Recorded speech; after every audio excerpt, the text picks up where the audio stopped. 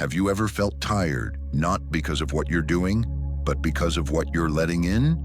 Some people walk into your life like noise, others like storms. And without knowing it, you keep adjusting. You stay quiet to maintain peace, say yes to avoid guilt, and tolerate more than you should because it's easier. However, over time, that ease gives way to exhaustion.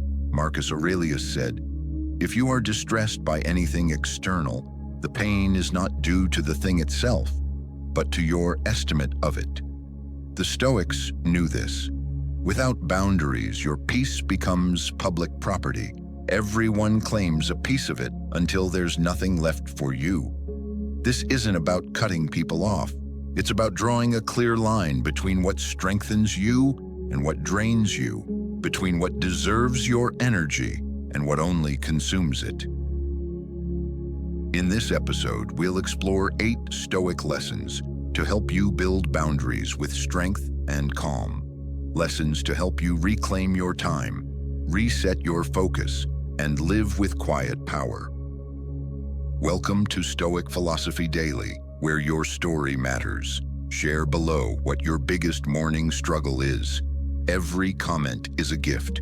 We read with care, answer with heart, and treat your journey as part of our own. This is more than a channel. It is a circle of strength. What boundary in your life needs to be redrawn, not to reject, but to reclaim your peace? 1. Filter the voices, guard your growth. Not every opinion deserves a seat at your table. Some sound helpful but hide quiet daggers beneath polite tones. Some are wrapped in honesty but soaked in insecurity. And if you're not careful, you'll mistake poison for guidance, just because it came from someone close or was said with confidence. Seneca warned, "He who is brave is free."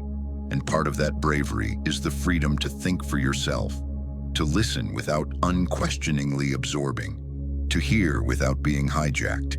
The Stoics trained themselves to recognize intent. Real feedback builds you.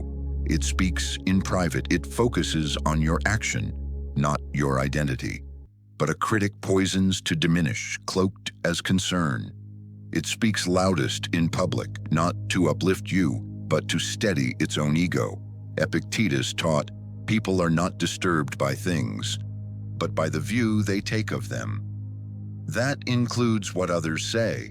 Their criticism reveals more about their inner storm than about your path. Try this. Next time someone offers feedback, don't react. Pause. Ask, is this aimed to help or to control? If it helps, absorb it with gratitude. If not, let it fall like leaves in the wind. You don't need to explain, defend, or prove anything. The Stoic doesn't fight opinions. They filter them. Criticism only wounds when you let it pass through your unguarded self-awareness. The weak mind absorbs. The strong mind examines. Build your foundation. Know your values, your intentions, your direction, and the noise won't get in. As Seneca warned, both false praise and false criticism distort you if you let them in too deeply. Let truth shape you. Let malice pass. Listen, observe, and keep moving. Ultimately, your growth is too important to entrust to anyone who hasn't earned that right. At Stoic Daily, we believe that clarity is power and self-mastery begins with discernment. Drop in the comments. I protect my mind from disguised poison. Whose voice have you stopped letting in? 2. Set boundaries without guilt. Guilt is what keeps most people trapped. It makes you feel like saying no means you're a bad person. It makes you believe that protecting your peace means you don't care. So you keep agreeing, you keep explaining, you keep showing up even when you're exhausted. Not because you want to, but because you're afraid of being judged, rejected, or misunderstood. And slowly, without realizing it, you start losing yourself to keep everyone else comfortable.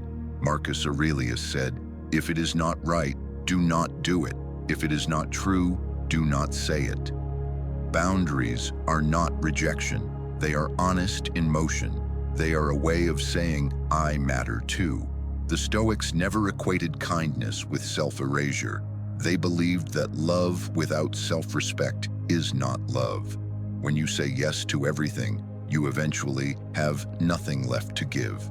Seneca warned, life is long if you know how to use it. But most waste it saying yes to what doesn't matter, out of guilt, fear, or habit. Try this. This week, notice where you say yes to avoid discomfort. Then pause and ask, does this align with my values or just my fear of disappointing someone? That single question can rewire years of people-pleasing. Real discipline is saying no with calm. No drama, no need to explain, just a principle. You don't owe anyone unlimited access to your time, energy, or emotional bandwidth, especially when that access costs you your sanity. Epictetus put it, no man is free who is not master of himself. That includes being willing to disappoint others to maintain your peace. Some people will resist, but over time they'll learn that your no means something. They'll either respect it or reveal that they only valued you when you had no limits. Either way, you win, because setting boundaries isn't about closing off. It's about making space for real connection. At Stoic Daily, we believe peace isn't found in constant agreement. It's built on quiet self-respect. Share below. Where in your life do you need to draw a line, not to push someone away, but to protect your soul? 3. Curate the space that builds you. The mind is not a fortress. It is a field. And everything around you is planting something in it. Every voice, every space, every screen. If you are not careful, you start harvesting chaos that was never yours to begin with. Marcus Aurelius wrote, the things you think about determine the quality of your mind. But what he did not ignore is this. The things around you determine what you think about. The Stoics understood that discipline does not grow in random soil. It needs the right environment.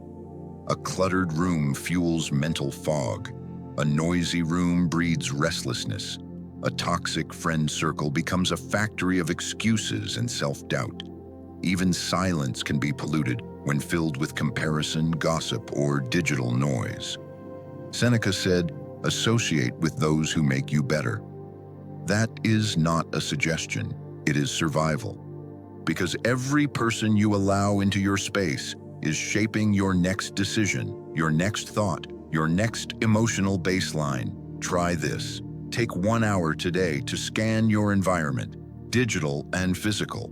Which apps do you open out of boredom? Which people do you talk to out of habit rather than for growth? Which spaces leave you mentally drained instead of focused? Write it down. You do not need to change everything at once, but start curating your input as if your peace depends on it, because it does. Epictetus warned his students to avoid idle talk and to refrain from speaking about people instead of ideas. If he lived today, he would say this: unsubscribe, mute, walk away. You are not being rude, you are being wise. The truth is, even the strongest mind wilts in polluted air. But when you build your world with intention, clean space, good books, sharp minds, you give your peace a fighting chance. At Stoic Daily, we believe clarity is not a matter of luck. It is designed. Your environment is your mirror. If you want focus, build the space that reflects it. Share below. What is one part of your life you need to detox to make room for discipline?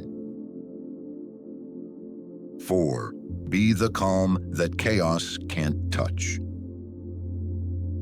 The world will throw storms at you, news headlines, bad moods, backhanded comments, emotional chaos flying in every direction.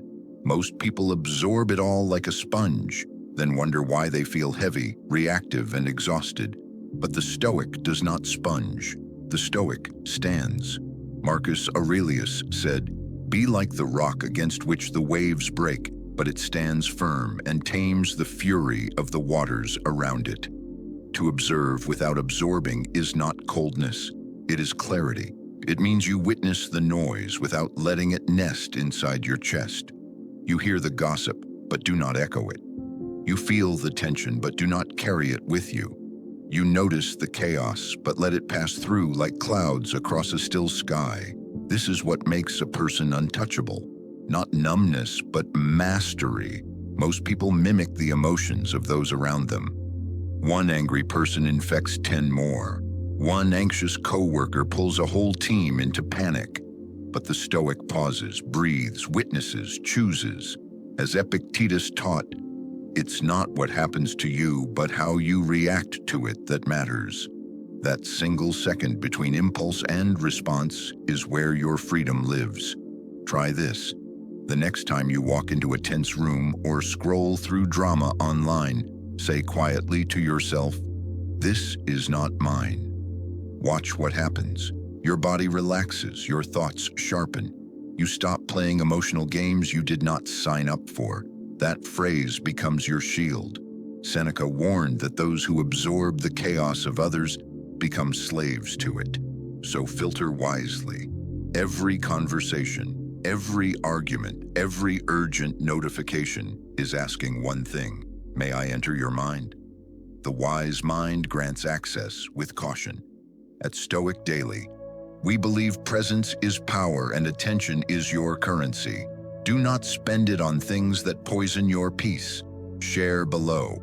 What is one trigger you will start observing without absorbing starting today? 5. Let go without losing yourself. The tighter you grip, the more it hurts. That is the quiet truth most people never face. We cling to people, to outcomes, to expectations that crumble, and then wonder why we feel broken. But the Stoic sees the pain not in the loss, but in the attachment. Marcus Aurelius wrote, "Receive without pride, let go without attachment." That is not coldness, that is liberation. To the Stoics, detachment was not rejection, it was reverence. You can appreciate fully without needing to possess. You can love deeply without losing yourself in the process. Seneca warned, attachment turns blessings into burdens. You suffer twice, once from holding too tightly and again from watching it slip. Detachment is how you cut that suffering in half. But detachment does not mean you stop feeling. It means you stop begging for permanence in an impermanent world. You stop sacrificing your peace to chase closure from others. You start choosing calm over chaos. You realize that anything that demands the loss of your dignity is not worth keeping. Try this. The next time you feel consumed by fear of loss, ask yourself, what am I really holding on to? Is it love or is it fear, ego, control? Then pause. Breathe. Let yourself feel the truth without resisting it. The body will tense, let it relax. The mind will fight, let it soften. Detachment is a muscle, and each pause is a rep. Epictetus said, "Freedom is the only worthy goal in life. It is won by disregarding things that lie beyond our control." In practice, that means stepping back before reacting and walking away when peace is compromised. Releasing what no longer aligns. Not in anger, but in wisdom. And most of all, it means returning to your center. Because when you stop gripping the world, your hands are finally free to hold yourself. At Stoic Daily, we believe detachment is not distance, it is depth. It is how you stop collapsing every time something shifts. What is one thing you are ready to release, not with bitterness, but with clarity? 6. Stand firm without closing off. Real power doesn't need to shout. It doesn't need to punish. It just stands calm, clear, unshaken. That's the kind of strength the Stoics revered. Not the loud kind, the centered kind. But modern life confuses this. We're taught that if we're kind, we must be soft. If we're firm, we must be cold. That's false. As Marcus Aurelius put it, be tolerant with others and strict with yourself. True strength is forged in that balance. To be firm without becoming cold is to protect your peace without losing your warmth. It means saying no without cruelty and setting limits without ego. Choosing silence not to punish but to preserve energy. Seneca warned, anger, if not restrained, is more destructive than any other passion. And here's the truth. Anger may feel powerful, but it's brittle. It burns hot, then leaves you empty. Real firmness is fire under control. It's saying what needs to be told once and meaning it. Try this. When someone tests your boundary, instead of reacting, ask yourself, what matters most here, being right or being grounded? Then respond once, calmly. Move on. Don't repeat yourself to prove a point. That repetition usually comes from insecurity, not clarity. Being firm means deciding what you stand for before conflict arises. It's choosing your non-negotiables ahead of time, so you're not scrambling in the heat of the moment. And when people don't like your clarity, let them feel it. Let your silence remind them you're not here to beg for approval. Epictetus taught, if someone does wrong, it is their problem. Respond only with what aligns with your nature. The Stoic path doesn't teach you to be unfeeling. It teaches you to be unfazed. You can love someone and still not let them violate your peace. You can forgive someone and still not invite them back into your life. Boundaries are not rejection, they're instructions. They teach others how to treat you, and more importantly, they teach you how to treat yourself. At Stoic Daily, we believe calmness is not a sign of weakness, it's leadership. Comment below. What boundary are you ready to enforce, not with anger, but with quiet conviction? 7. Distance teaches what closeness hides. Sometimes the wisest thing you can do is walk away, not to prove a point, not to punish, but to protect your clarity. The Stoics saw distance not as disconnection, but as diagnosis. Marcus Aurelius said it best. If you are troubled by anything external, it is not the thing itself that disturbs you, but your judgment about it. Distance clears the lens of judgment. It lets you see if the connection truly nurtures you or numbs you. We often stay close to what drains us because we mistake familiarity for value. But closeness can distort. It clouds judgment. Like trying to read a book with your nose pressed against the page. You see words, but not meaning. Distance pulls you back just far enough to know the truth without the blur of emotion. Seneca wrote, "The nearer a thing is to our heart, the more careful we must be to guard it." Sometimes you don't need to put in more effort. You need more space. Step away and ask what remains. If peace increases in the absence, that's not a loss, that's revelation. If chaos fades, that's not failure, that's clarity. And distance isn't just a mirror for you, it's a mirror for them. When you stop over-explaining, stop rescuing, and stop responding, others are forced to face their own behavior. Silence, combined with distance, becomes a reflection more honest than confrontation. You don't have to yell to be heard. You have to walk away with your peace intact. But the most important lesson is this: distance reconnects you with yourself. The Stoics practiced solitude as a sanctuary, not a sentence of isolation. Marcus Aurelius journaled daily to return to his values beneath the noise of the empire. You don't need a mountain, just a moment. One space where your thoughts can breathe without being interrupted by obligation.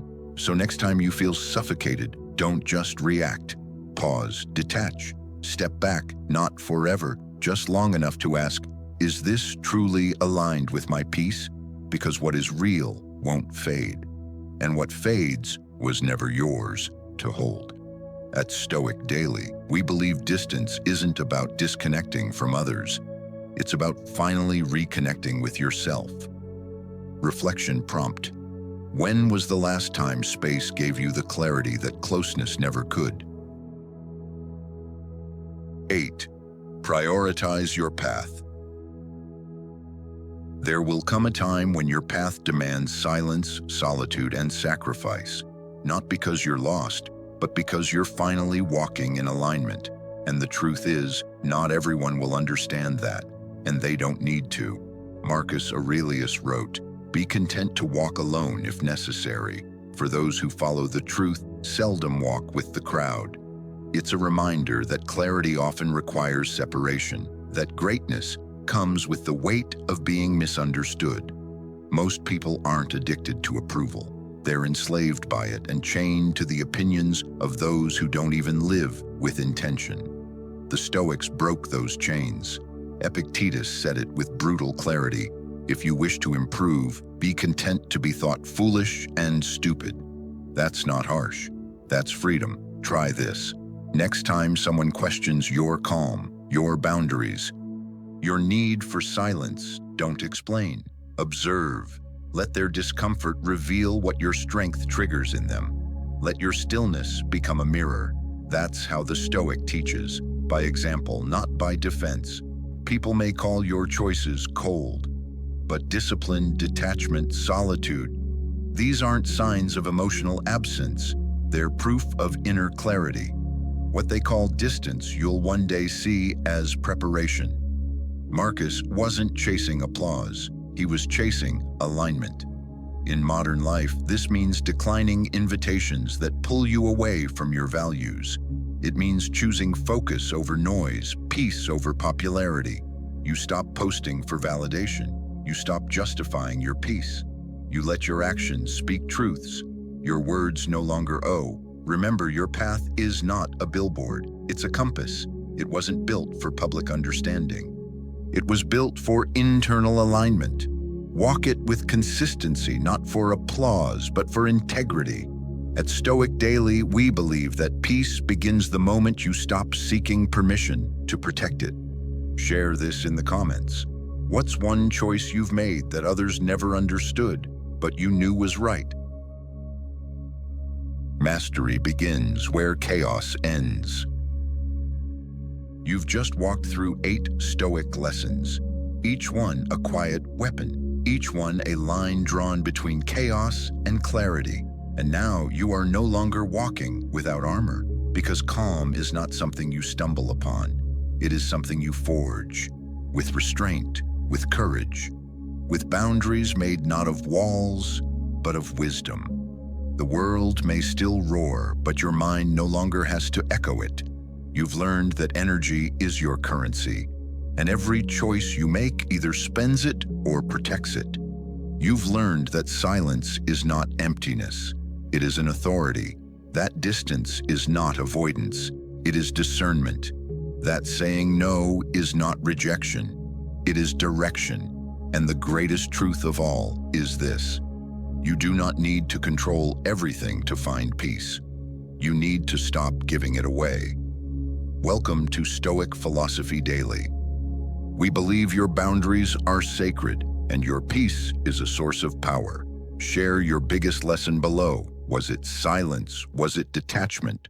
Was it walking away? Drop a comment and declare it. Then share this with someone who is still giving their energy to the wrong things. And remember this: the moment you start living with boundaries is the moment you stop living at the mercy of the world. If you're seeking more, discover the full path on my channel, Stoic Philosophy Daily.